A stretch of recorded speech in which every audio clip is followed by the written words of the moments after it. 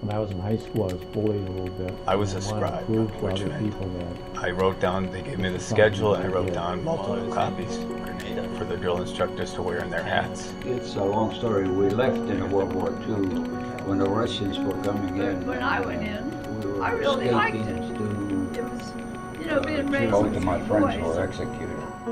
This is my life and my story.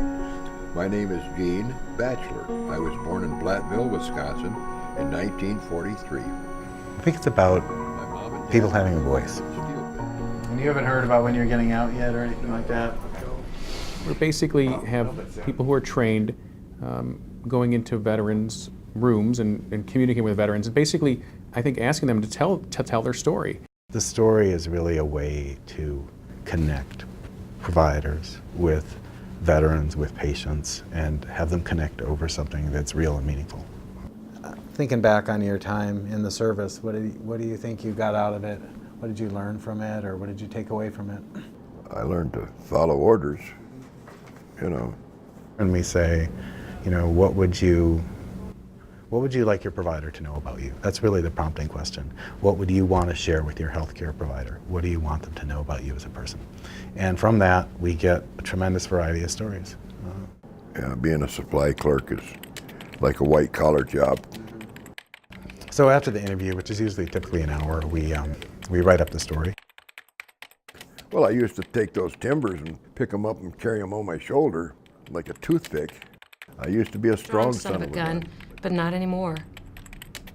I look forward to it now because part of the process is to come back, is to return after you've written the story and go through it with the vet to make sure that it's sounds good to them, it includes things they want to include. And I can tell you every single time I've come back, the response that I get from the vets, it's generally very emotional, it's very grateful, it's very appreciative. A lot of the vets tell me that they've never told people these things before, they've never had the opportunity. I get a lot of vets who want to give me a hug, who are very tearful afterwards, and it gets me tearful just thinking about it.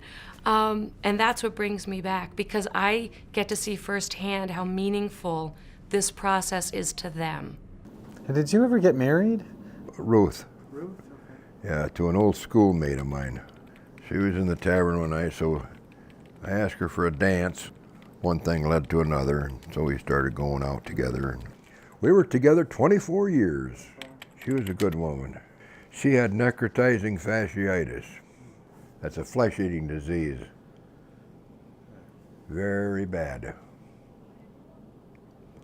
She was over at the UW hospital in an induced coma for 3 months because they had taken 30 pounds out of her stomach. She lived 8 years after that. Your companion, your compadre, you know, you lose that, and yeah, it's no fun. But life goes on.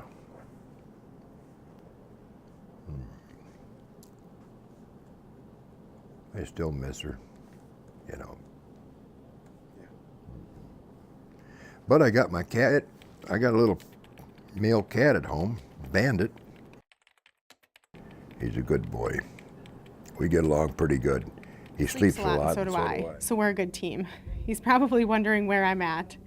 The cat was my favorite part. They've really made it accessible to us, which is important for nurses because you're just running around all day. It's important and part of the healing process for a lot of these vets that they can share their life experiences, and whether it rehashes something that's difficult or rehashes like really great part of their life, it kind of just brings a new piece to their care. But I'm a little eccentric. What the hell? As long as I know it, I'm a collector. I have a 150 caliber black powder cannon. I think it's really helpful because it humanizes the veteran for us.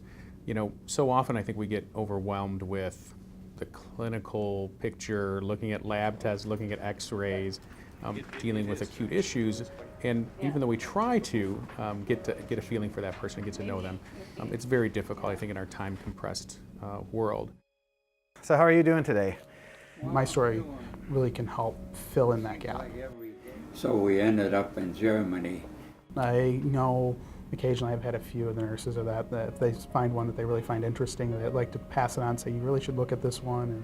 And 58,000 people, guys, died there. Now scroll down. I got out of the Army in 1964 with an honorable discharge. I was in for 3 years. I had a lot of jobs after I got discharged. To me, the value in it is what the vets get out of it, is what I give to the vets. And in my way, that's sort of my thanks for their service. Life-changing sounds kind of cliche, but it is. When you get to be a part of somebody's human experience and write this narrative and see the effect it has on them, it brings you back. And I never have to explain the program. I mean, I can just go into the room and say, you know, we're going to ask you about your story, and people know what I'm talking about. And then when you read a story, people get it. The whole program makes sense to them, just when they hear one story. Sometimes time is meaningless to me. Dates and times don't mean anything. Live in the present, and that's it. Don't live in the past. Try to look forward to the future. Right now, I'm thinking I'd like a cigarette. So what do you think?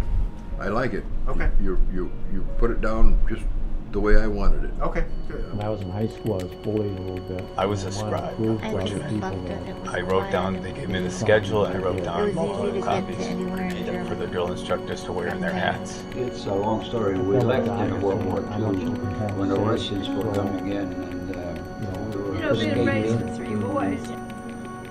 Germany. My friends were executed.